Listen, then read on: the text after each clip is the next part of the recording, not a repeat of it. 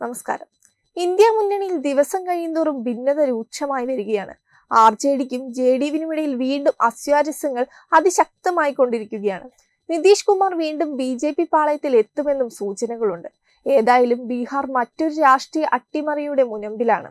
Republic ദിനത്തിനു ശേഷം എന്തും സംഭവിക്കും. ബീഹാറിൽ വീണ്ടും രാഷ്ട്രീയ നാടകങ്ങൾ അരങ്ങേറുകയാണ്. ഭരണകക്ഷിയായ മഹാസഖ്യത്തിൽ വിള്ളൽ വീഴുന്നെന്ന സൂചന ഉയർത്തി RJDയും JDUവും പട്നയിൽ പ്രത്യേക യോഗം ചേർന്നിരുന്നു. നിതീഷ് കുമാർ മഹാസഖ്യം വിട്ട് NDAയിലേക്ക് തിരിച്ചു പോകുമെന്ന അഭ്യൂഹത്തിനിടെയാണിത്. കഴിഞ്ഞ ദിവസം വൈകിട്ട് RJD നേതാക്കൾ മുൻ മുഖ്യമന്ത്രി റാബ്രി ദേവിയുടെ വീട്ടിലും RJDU നേതാക്കൾ നിതീഷിന്റെ ഔദ്യോഗിക വസതിയിലുമായാണ് ചേർന്നത്.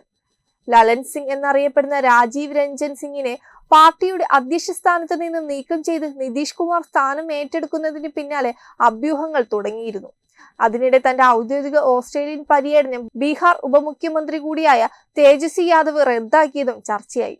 ആകെ 243 അംഗങ്ങളുള്ള ബീഹാർ നിയമസഭയിൽ ലാലു പ്രസാദ് യാദവിന്റെ RJDക്ക് 79 സീറ്റുകളുണ്ട്.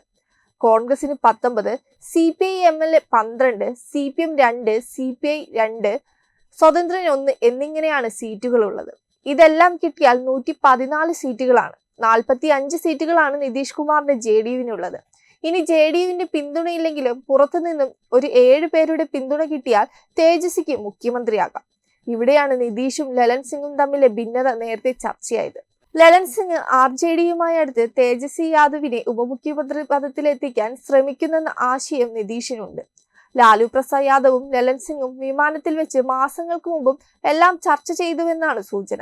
ഈ കൂടിക്കാഴ്ചയ്ക്ക് 2 ദിവസം മുൻപേ ലലൻ സിംഗ് 12 JDU MLAമാരുമായി രഹസ്യയോഗം ചേർന്നതായി പറയുന്നു. കഴിഞ്ഞ കാലങ്ങളായി ലലൻ സിംഗ് തേജസ്വി യാദവിനെ മുഖ്യമന്ത്രിയാക്കണമെന്ന് വാദിച്ചുകൊണ്ടിരിക്കുകയായിരുന്നു.